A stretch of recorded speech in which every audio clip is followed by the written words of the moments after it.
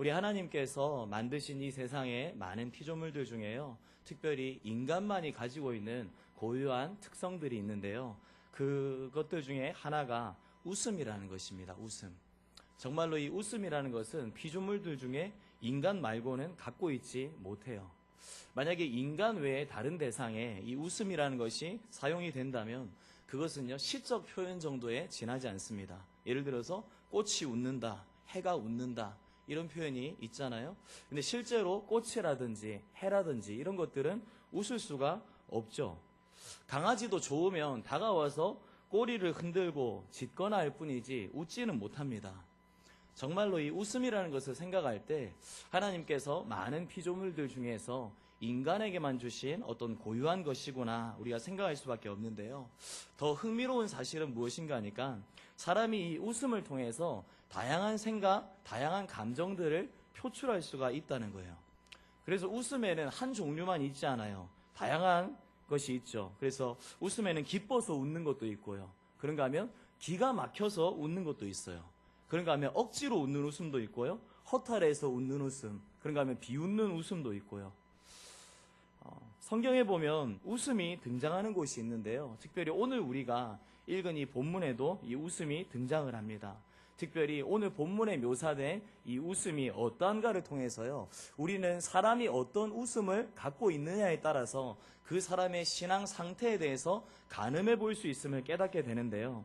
바라기는 오늘 본문을 통해서 살피는 이 웃음들과 그런가 하면 이러한 웃음들을 가지고 있는 사람의 상태가 어떠한지를 살피면서 진정 이 땅 살아가면서 우리가 마땅히 가져야 될 웃음이 무엇인지 깨닫는 은혜가 우리에게 있게 되기를 주님의 이름으로 축원합니다. 오늘 본문에 보면요, 우리가 너무나도 잘 알고 있는 믿음의 선진이 등장하고 있죠. 바로 아브라함과 사라입니다. 특별히 오늘 본문에 사라의 웃음이 지금 등장하는데요. 오늘 본문은 아브라함이 99세 때, 그러니까 사라는 89세 때의 사건입니다. 창세기 12장에 처음으로 하나님께서 아브라함을 부르시는 일이 있죠. 그 당시에 아브라함이 부르심을 입었을 당시에 75세였습니다. 그리고 그는 갈대아 우르 지역에 있었어요. 이 지역은 이제 메소포타미아 문명 지역인데요. 특별히 이곳의 종교적인 색채는요, 월신을 섬기는 그런 곳입니다. 그러니까 우상 숭배하는 지역에 살고 있던 아브라함에게 하나님께서 나타나시고 그를 부르셨다는 거죠. 이처럼 그런 곳에 있었던 아브라함을 부르신 하나님의 섭리, 이거는 정말 하나님 멋대로라고밖에 이야기할 수가 없는데요. 오늘 이 자리에서 하나님을 예배하고 있는 저와 여러분들 가운데도 이 섭리가 동일하게 미쳤는 줄로 믿으시기 바랍니다. 아무튼 하나님은 그곳에서 하나님을 모르고 살다가 그렇게 모르고 죽을 수밖에 없었던 아브라함에게 나타나셨고요. 그가 가지고 있던 헛된 신앙을 버려버리고 참 하나님을 믿는 여호와 신앙으로 그렇게 인도하시고 계시는데요. 그렇게 아브라함을 부르시면서 하나님께서 그에게 약속하신 것이 있었어요. 가장 먼저는 큰 민족을 이루게 하시겠다는 것이었죠. 그런가 하면 이름이 창대해지게 될 것이고 뿐만 아니라 너를 통하여서 만민이 구원을 받게 될 것이다. 그런 놀라운 약속을 주셨어요. 정말로 이거 생각해 보면 얼마나 대단한 축복의 약속인가 생각이 되는데요. 문제는 이러한 약속이 아브라함에게 주어졌음에도 불구하고 24년이라는 시간이나 지났는데 아직도 자녀를 얻지 못한 상황이라는 거죠. 자녀를 얻어야 뭐 큰 민족을 이루든지 말든지 할 거 아니에요. 그런데 하나님의 그 약속은 주어졌는데 24년 동안이나 자녀가 주어지지 않았어요. 약속 받고 기대에 부풀어 있는데 1년도 아니고 2년도 아니고 5년도 아니고 무려 24년 동안이나 그대로 그냥 지난 거예요. 그러니까 그 마음이 얼마나 실망할 대로 실망했겠습니까? 그런 가운데 오늘 본문에 이제 하나님께서 아브라함과 사라에게 나타나셨어요. 창세기 18장에 보면 이 세 천사가 아브라함을 방문하는데요. 그 중에 한 천사가 중심이 돼서 이제 아브라함에게 말해요. 그리고 엄밀히 따지자면 이 천사는요, 하나님이라고 우리가 볼 수 있어요. 그리고 더 정확히 말하자면 구약 시대 때도 존재를 했었고, 그리고 이따금씩 천사의 모습으로 나타나셨던 성자 예수님이라고까지 우리가 이야기를 할 수가 있어요. 그리고 그때 천사가 전해준 말에 이제 사라가 듣게 되는데요. 오늘 본문 10절이죠. 그가 이르시되 내년 이맘때 내가 반드시 내게로 돌아오리니 내 아내 사라에게 아들이 있으리라 하시니 사라가 그 뒤 장막문에서 들었더라. 당시 아브라함은요 유목민이었어요. 그래서 유목민들은 장막 생활을 했는데요. 이 장막의 구조가 어떠한가 하니까요. 중간에 칸막이가 하나 크게 있어요. 그래서 입구 쪽, 그린가 하면 안쪽 이렇게 있는데 칸막이 안쪽에는 여자와 아이들이 거하는 장소고요. 출입구 쪽은 이제 남자들과 손님들이 사용하는 그런 장소였어요. 그래서 칸막이 안쪽에 있던 사라는 지금 방문했던 천사와 아브라함이 대화를 나누는 그것에 대해서 들을 수가 있는 위치에 있었던 거죠. 근데 그 말을 들은 사라의 반응이 오늘 어떠했다고 하는가 하니까 12절에 보니까 사라가 속으로 웃고 이르되 내가 노쇠하였고 내 주인도 늙었으니 내게 무슨 즐거움이 있으리요. 지금 여기 보면 사라가 웃었다고 해요. 그런데 이 웃음은요 우리가 일반적으로 쉽게 떠올리는 뭔가 밝고 유쾌한 성격의 웃음이 아니라는 거죠. 어이없어서 웃는 웃음이라는 거예요. 실소 내지는 어떤 씁쓸한 그런 느낌이 드는 웃음이라는 거죠. 그런데 이런 웃음을 짓게 되는 사라의 반응은 대단히 상식적인 반응이라고밖에 볼 수 없어요.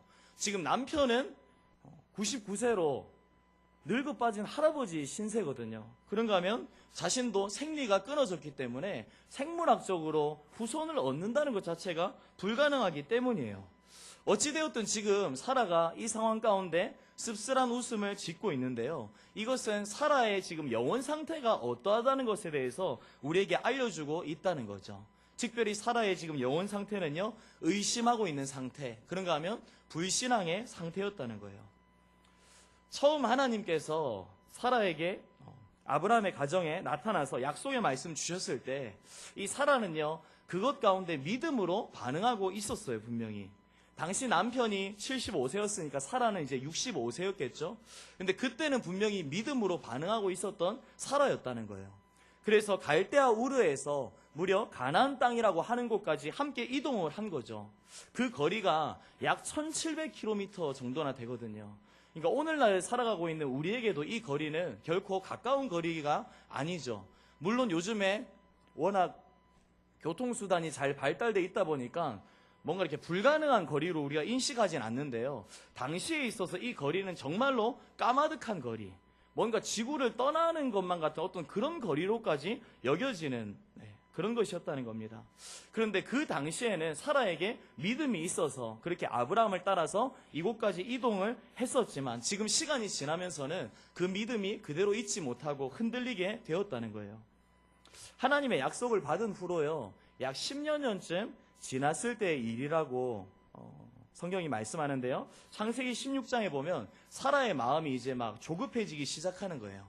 현실적으로 남편도 이제 점점 늙어가고 있고 자신을 봐도 그렇고, 그래서 하나님의 약속이 정말로 성취되는 것이 맞을까? 계속해서 의문이 들었다는 거죠. 더군다나 고대 근동 사회에 있어서요, 여자가 자식을 낳지 못한다, 이것은 대단히 큰 치욕이었거든요. 그래서 사라가 점점 참지 못하겠는 어떤 그런 마음이 들었던 거예요. 그래서 결국 아브라함에게 첩을 얻어주어서 내가 자녀를 얻어야겠다, 이 생각을 하게 됐고요. 결국 그것에 따라서 아브라함과 하갈 사이에서 이스마엘이 태어나게 됐었던 거예요.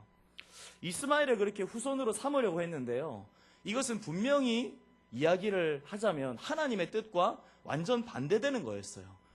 하나님의 뜻을 엎어버리는 어떤 그런 것이었다는 거예요. 하나님은 이 일을 이룸에 있어서 그들에게 지금 신앙을 요구하고 계시는 거거든요. 그런데 그들은 이제 신앙을 저버리고 불신앙으로 모든 일을 추진하면서 하나님께서 하시려고 하는 그 일을 엎어버리려고 하고 있다는 거죠. 결국 이 일 때문에 하나님께서 크게 노하셨어요.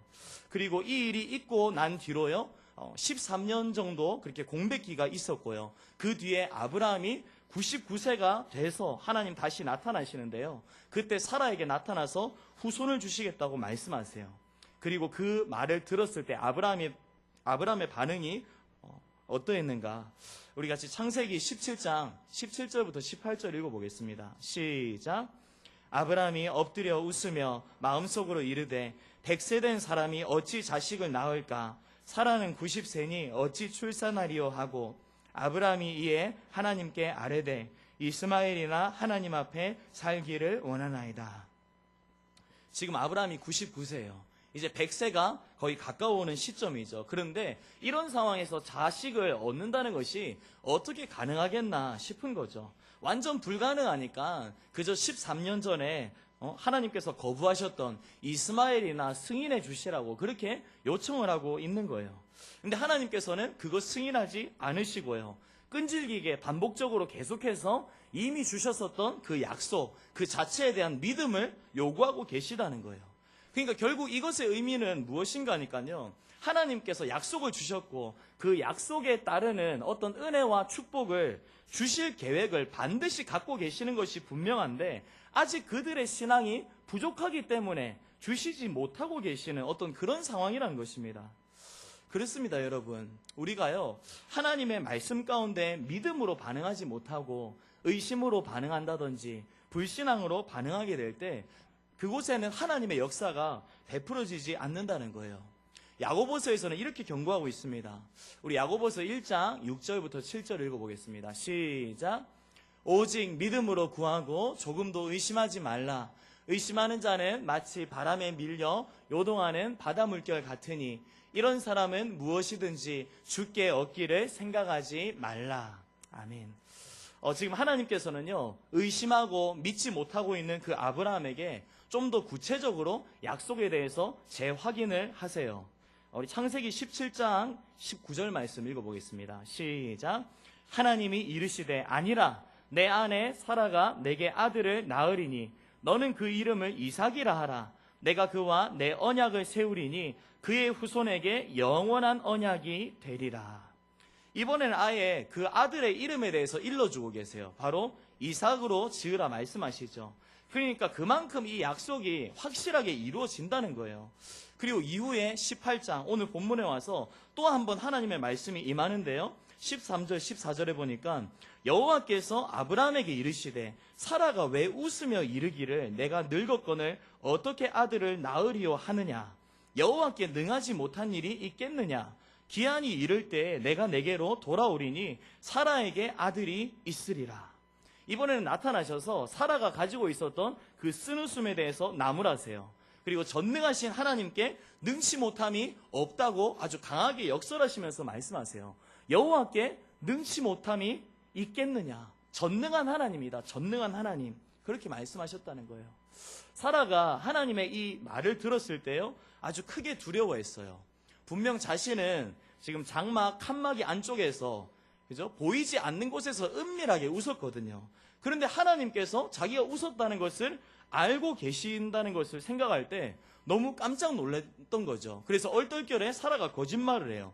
그런데 하나님께서 이것마저도 알고 계셨기 때문에 지적을 하시죠. 15절에 보면 사라가 두려워서 부인하여 이르되 내가 웃지 아니하였나이다. 이르시되 아니라 내가 웃었느니라. 이 얘기 들었을 때요, 사라는 정말 소름 끼쳤을 거예요. 그리고 정말 이 하나님이 전지전능하신 분이 맞구나 생각할 수밖에 없었겠죠. 정말로 전능하신 하나님께서 우리의 장막집에 방문해 주셨구나. 그리고 이 사건을 계기로 해서 전능하신 하나님에 대한 임재를요, 확실하게 체험하는 사라가 되었고요. 뿐만 아니라 나아가서 자신의 믿음 없음에 대해서 회개를 했다는 거예요. 그리고 이 회개를 기점으로 해서 이 사라의 믿음이 다시 회복되게 되고 또한 더 나아가서 더 큰 믿음, 더 성숙한 믿음으로 연단이 되어지는데요. 자, 그렇다면 오늘 있었던 이 사건 이후로 사라의 믿음은 얼마나 좋아졌을까? 우리가 성경 곳곳의 구절들을 통해서요, 이것에 대해서 살펴볼 수가 있는데요. 먼저 믿음장이라고 불리는 히브리서 11장의 말씀을 한번 같이 보겠습니다. 히브리서 11장 11절 시작. 믿음으로 사라 자신도 나이가 많아 단산하였으나 잉태할 수 있는 힘을 얻었으니 이는 약속하신 일을 미쁘신 줄 알았습니다. 그리고 또 한 군데가 있는데요. 로마서 4장 19절부터 21절이에요. 여기 보면 이제 아브라함과 사라의 믿음이 얼마나 견고해졌는지에 대해서 잘 알려주고 있는데요. 우리 같이 읽어보겠습니다. 시작.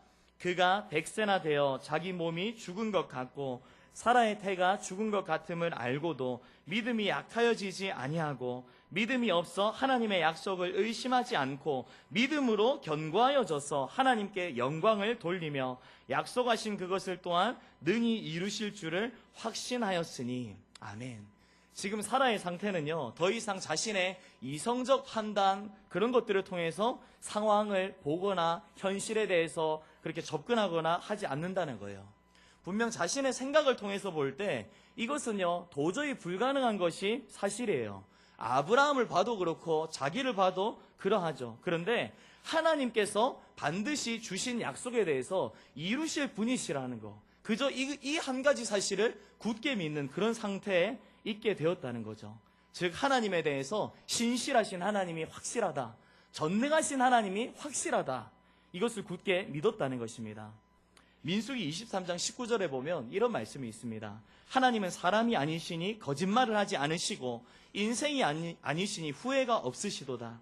어찌 그 말씀하신 바를 행하지 않으시며 하신 말씀을 실행하지 않으시랴. 우리 사람은요, 이 땅 가운데 자신이 약속을 해놓고도 상호간의 신의를 저버리고 약속을 깨트리는 잘못을 범할 때가 있어요. 그런가 하면 때로는 마음은 정말로 원의로되 능력이 부족해서 피치 못하게 그 약속을 어기게 되는 그런 상황도 있다는 거죠. 그런데 우리 하나님은 결코 그렇지 않으시다는 거예요. 왜냐하면 그분은 완전히 신실하신 분이시기 때문에, 그런가 하면 완전히 전능하신 분이시기 때문에, 그래서 하신 약속에 대해서 반드시 지키시고요, 또한 성취시키는 분이시라는 거예요. 근데 다만 문제가 무엇인가 하니까 시기가 문제라는 거죠. 우리 편에서는 이 약속이 주어지고 지금 당장에 이루어졌으면 좋겠는 게 일반이에요. 그런데 하나님께서는 그렇게 하지 않으실 때가 참 많으시다는 거죠. 자, 그렇다면 하나님이 당장에 그렇게 하지 않으심에 있어서는 도대체 왜 그런 걸까? 이것에 대한 답을 내리는 데 있어서 우리는 이렇게 이야기할 수가 있어요. 우리 신앙의 수준이 아직 미달의 상태이기 때문이다. 그러니까 앞서 언급했던 것처럼 하나님께서 주시고자 하시는 어떤 축복이 있는데 그 축복을 담을 만한 인생의 그릇이 준비되어져 있는지를 우리 하나님께서 먼저 보신다는 거죠. 이것은 어떤 이치와도 같은가 하니까요, 아무리 비가 많이 하늘에서 쏟아진다 할지라도 그 빗물을 받을 수 있는 그릇이 준비되어 있지 않으면 한 방울도 얻지 못하게 되는 그런 것과 똑같은 이치예요. 엄밀히 말해서 하나님께서 주시지 않으시는 게 아니라 받아야 될 인간이 그것을 받을 준비가 안 돼 있는 그런 상황이라는 거죠. 그래서 인간의 편에서 느낄 때는 인간 편에서 마냥 기다리고 있는 것 같은데 사실상 이것은 인간의 믿음의 수준이 올라갈 때까지 하나님께서 기다리고 계시는 그런 하나님의 편에서의 기다림이라는 것입니다. 고난과 시련을 당했던 대표적인 인물로서 우리가 욥에 대해서 알고 있죠. 특별히 욥기 23장 10절에 보면 욥이 이런 고백을 해요. 그러나 내가 가는 길을 그가 아시나니 그가 나를 단련하신 후에는 내가 순금같이 되어 나오리라. 성경의 증언에 따르면요, 욥은요 동방에 살고 있는 사람 중에 의인이라고 일컬어지는 사람이에요. 그런가 하면 하나님께 대한 믿음이 있었어요. 온전하고 정직하고 하나님을 경외하는 자라고 그렇게 욥기서에 소개되고 있다는 거죠. 그런데 하나님께서 이 욥에게 접근하셔서요, 더 큰 믿음을 요구하셨던 거예요. 왜요? 그의 인생에 더 큰 축복 주시기 위해서.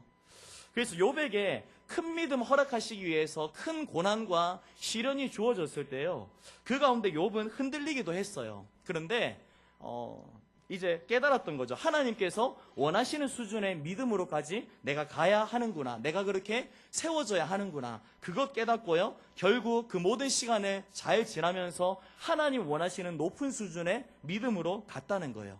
그래서 결과적으로 말년의 갑절의 축복을 받았던 그의 인생이었죠. 이러한 것이 오늘 본문의 사라에게도 마찬가지라고 볼 수 있어요. 우리 하나님께서는 사라의 믿음이 연단된 후에야 사라에게 약속하신 아들을 주셨다는 것인데요, 우리 창세기 21장 1절부터 2절 말씀 한번 읽어보겠습니다. 시작. 여호와께서 말씀하신 대로 사라를 돌보셨고 여호와께서 말씀하신 대로 사라에게 행하셨으므로 사라가 임신하고 하나님이 말씀하신 시기가 되어 노년에 아브라함에게 아들을 낳으니. 아멘. 이 짧은 두 구절에요, 하나님의 말씀이라는 이 표현이 무려 3번이나 등장하고 있어요. 그러니까 하나님께서 자신이 하신 약속을 정말로 지키셨음을 강조하고 있다는 것이죠. 그리고 흥미로운 것이 무엇인가 하니까 사라가 낳은 아들의 이름이에요. 그 아들의 이름을 뭐라고 지었죠? 이삭이라고 지었어요. 이삭. 이것은 앞서서 하나님께서 이렇게 지으라고 미리 주셨던 이름인데요. 그 이름의 뜻이 무엇인가 하니까요. 웃음이라는 뜻이에요. 웃음이란.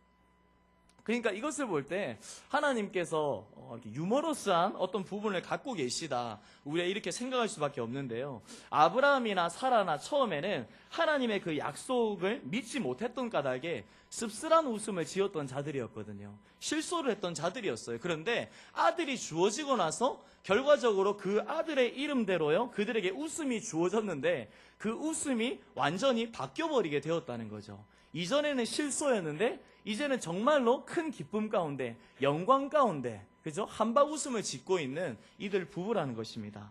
사라가 이 상황에서 너무 기뻐서 이렇게 노래합니다. 우리 창세기 21장 6절 시작. 사라가 이르되 하나님이 나를 웃게 하시니 듣는 자가 다 나와 함께 웃으리로다. 아멘. 사라가 드디어 환하게 웃음을 터뜨리고 있는 거죠. 그리고 이때부터요 아브라함과 사라는 오실 메시아에 대해서도 믿음으로 바라볼 수 있는 어떤 그런 수준까지 가게 됐어요. 예수님께서 이것을 말씀하신 부분이 있는데요. 예수님이 세상에 오시고 나서 유대인들이 자신에 대해서 의심하고 대적하고 할 때 그들에 대해서 뭐라고 책망하셨는가 하니까 너네는 아브라함을 조상으로 떠받들고 그렇게 자랑거리로 여기면서 왜 나를 믿지 못하느냐 그렇게 꾸짖으셨거든요. 그러면서 이런 말씀도 주셨어요. 우리 요한복음 8장 56절 시작. 너희 조상 아브라함은 나의 때 볼 것을 즐거워하다가 보고 기뻐하였느니라. 그러니까 그 과거에 살았던 아브라함이었는데요. 믿음 가운데 이제 예수 그리스도 때에 와서 성취되어질 일들에 대해서 미리 보면서 즐거워하고 기뻐하는 어떤 그런 믿음의 상태에 있었다는 것입니다. 사랑하는 여러분, 이것이 바로 온전한 믿음의 상태라는 거예요. 온전한 신앙의 모습이라는 거죠. 하나님의 말씀이 성취된 것을 보고 기뻐하는 것. 그런가 하면 더 나아가서 앞으로 성취될 일들에 대해서 미리 내다보고 또 기뻐하는 것. 그러니까 참된 신앙생활이 뭐냐고 할 때 항상 기뻐하는 거라고 우리가 그렇게 이야기할 수가 있다는 거예요. 그리고 여기서 우리는요 정말 중요한 사실을 발견하게 되는데요. 하나님께서 말씀하실 때 우리가 보여 마땅한 반응이 있다는 거죠. 바로 그것은 하나님의 말씀 앞에 전적인 믿음으로 반응해야 한다는 거예요. 그리고 그 말씀이 성취될 때까지 그 앞에서 흔들리지 않아야 한다는 거죠. 아무리 시간이 흐르고 아무리 주위 환경이라든지 처한 현실 자체가 답답하게 전개된다 할지라도 그것 때문에 우리 마음 꺾이거나 낙심해서는 안 된다는 것입니다. 왜냐하면 우리는 다 끝났다고 생각하고 다 포기하고 그렇게 주저앉아 버릴 수 있지만 그때라 할지라도 믿음만 지킨다면 하나님은 역사하실 수가 있기 때문인 거예요. 그래서 바울은 이렇게 증거합니다. 갈라디아서 6장 9절에 보면 우리가 선을 행하되 낙심하지 말지니 포기하지 아니하면 때가 이름에 거두리라. 과거 이스라엘 백성들이요 하나님 앞에 패역한 삶을 살다가 그렇게 바벨론 침략에 의해서 이제 포로로 끌려가는 일이 있었죠. 그렇게 해서 많은 백성이 바벨론에 포로로 끌려가게 됐는데요. 그 가운데 하나님께서 그들에게 주신 약속이 있었어요. 70년 후에는 너네들이 귀환할 거다. 70년 후에는 너네들이 다시 돌아오게 될 거다. 그런데 그 이야기를 들었던 그들은요. 이것이 완전 불가능하다고 분명히 판단했을 거예요. 그런데 모두가 그렇게 생각하고 있는 것만 아니었고요. 그 중에는 그것에 대한 믿음을 가지고요. 기도하고 있는 무리들이 있었다는 거죠. 그리고 그렇게 기도하면서 기다리는 중에 거짓말처럼 포로 귀환이라고 하는 것이 확정 지어지게 되었고요. 포로들이 실제로 귀환하게 되는 놀라운 역사가 있게 되었다는 것입니다. 정말로 그들은 그 하나님의 말씀이 성취되었을 때 이것이 정말 꿈인지 생시인지 분간이 안 될 정도로 너무나도 놀랍고 감격스러웠을 거예요. 그래서 그때 귀환하면서 기쁨 가운데 지었던 시편이요. 바로 시편 126편인데요. 우리 함께 같이 읽어보겠습니다. 시편 126편 1절 2절 시작. 여호와께서 시온의 포로를 돌려보내실 때 우리는 꿈꾸는 것 같았도다. 그때 우리 입에는 웃음이 가득하였고 우리 혀에는 찬양이 찼었도다. 그때 문나라 가운데에서 말하기를 여호와께서 그들을 위하여 행하셨다 하였도다. 아멘. 여러분 이 고백을 하고 있는 그 무리들을 한번 생각해 보세요. 얼굴에 얼마나 환한 웃음이 깃들어 있겠어요. 그런가 하면 그들의 모습이 얼마나 희망차겠습니까? 그리고 또 이어서 이렇게 또 노래를 하는데요. 우리 5절, 6절도 같이 읽어보겠습니다. 시작. 눈물을 흘리며 씨를 뿌리는 자는 기쁨으로 거두리로다. 울며 씨를 뿌리러 나가는 자는 반드시 기쁨으로 그 곡식단을 가지고 돌아오리로다. 아멘. 그들의 노래말 중에 이런 고백이 또 있었다는 거예요. 그러니까 지금 자신들을 웃음 짓게 만드는 어떤 이 기쁜 일, 이 상황 자체가 앞으로는 제발 아무런 변화가 없기를 바라면서 노심초사하는 그런 마음의 상태가 아니었다는 거예요. 오히려 눈물을 흘리게 되는 일이 있다 할지라도, 울면서 씨를 뿌리게 된다 할지라도 거둘 곡식단이 반드시 있고 기쁨 가운데 그거 취하게 될 것이다. 그렇게 지금 믿음으로 고백하고 있다는 거예요. 그러니까 다시 말해서 인생의 앞날에 대해서 불확실한 많은 요소들을 담담하게 언제든지 얼마든지 내가 받을 준비가 되어 있다. 지금 그 고백을 하고 있다는 것입니다. 이제는 하나님이 인도하실 것에 대한 확신이 있는 것이고요. 그리고 인도하신 길 가운데에서 하나님의 역사가 펼쳐지게 될 것도 기대하고 있는 이들의 모습이라는 거죠. 미국 출신의 인도 선교사로서요, 스탠리 존스라는 분이 있어요. 이분이요, 1907년부터 1973년까지 무려 67년 동안이나 인도에서 선교를 했어요. 참 대단하신 분이시죠? 일생에 있어서 67년을 선교사로. 그래서 이분에 대해서 바울 이후에 가장 뛰어난 복음 전도자다, 이렇게까지 인정을 하기도 하는데요. 그가 젊은 시절에 이제 인도에 갔었을 때의 일이라고 해요.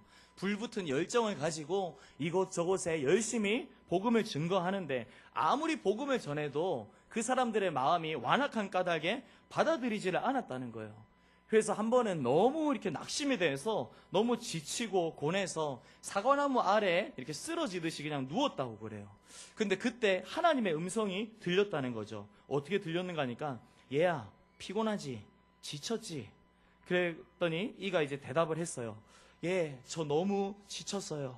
그러자 하나님이 또 이렇게 물으셨다 그래요. 왜 지쳤어? 그랬더니 이것에 또 이렇게 대답합니다.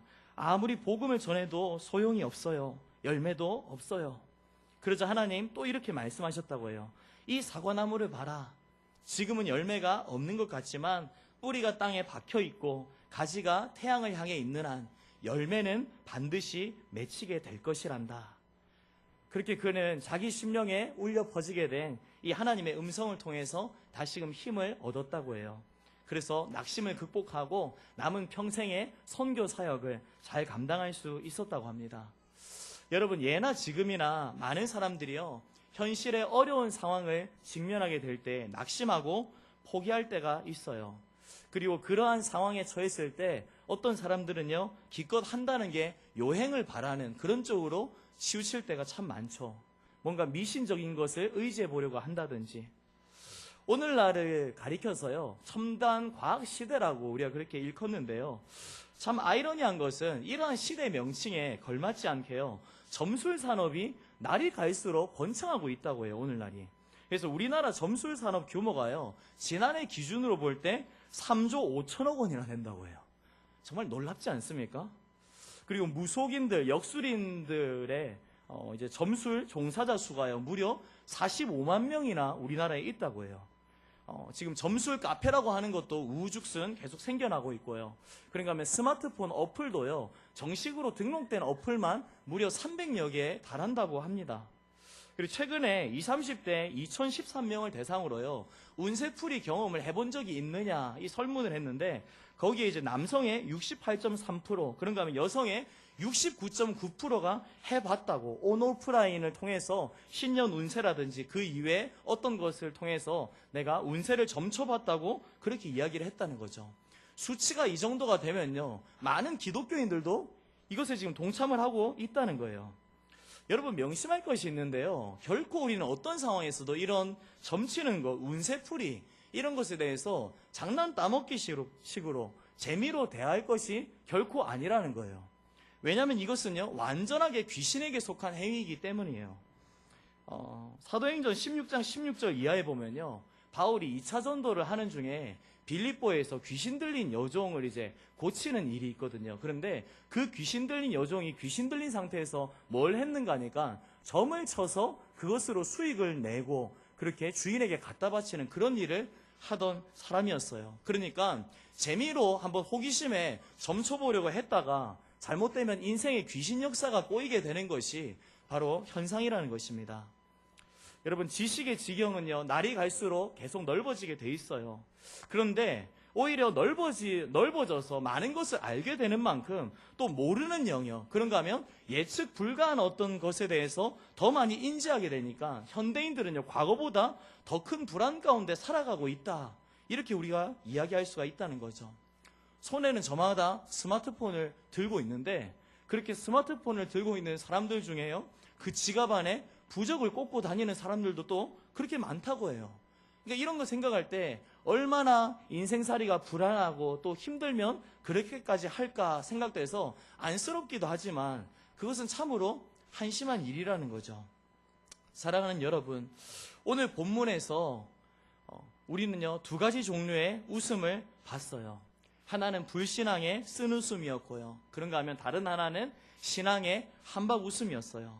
사라가 처음에는 하나님께 대한 불신앙으로서 쓴웃음을 소유한 사람이었어요. 그렇지만 이후에 그의 신앙이 회복되게 되고요, 기쁨 가득한 한박 웃음을 분명히 소유를 했는데요. 바라기는 이 자리에 있는 우리 모두가 이런 한박 웃음의 소유자들 되길 간절히 소원합니다. 이 웃음 우리가 소유하지 못하게 되면요, 이제 다른 세상의 것들 기웃거리기 시작하기 때문이에요. 이 웃음 우리가 소유하지 못하게 되면 상황 따라서 계속해서 요동치는 인생을 살 수밖에 없기 때문에 그러하다는 것입니다. 간절히 바라기는 하나님의 말씀을 믿고 기도하면서 하나님의 때를 인내함으로써 기다리는 저와 여러분들 다 되셔서 마침내 이루어지고야만은 전능하신 그 하나님의 역사 앞에서 모든 쓴웃음을 내어 던져버리고 신앙의 한박 웃음을 마음껏 취하며 누릴 수 있는 복된 하나님의 백성들 다 되시길 주님의 이름으로 축원합니다.